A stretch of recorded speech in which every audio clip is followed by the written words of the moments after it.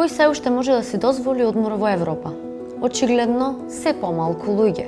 Повеќе од половина од македонските граѓани не можат да си дозволат еднонеделен одмор надвор од земјава. Тоа го покажува официјалната статистика на Евростат. Иста судбина делат и граѓаните од другите земји од Балканскиот регион.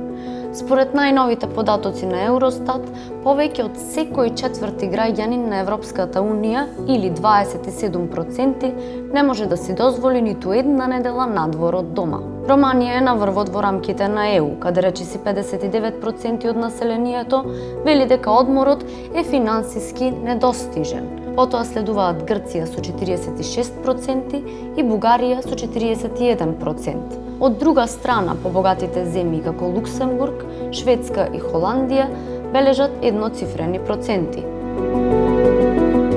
И не се работи само за недостиг на пари. Цените за одмор растат побрзо од платите.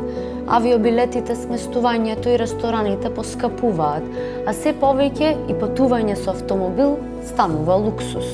Во меѓувреме, Јужна Европа, некогаш позната како поволна туристичка дестинација, се соочува со феноменот туристичка гентрификација, каде што дури и локалното население е истиснато од сопствените плажи.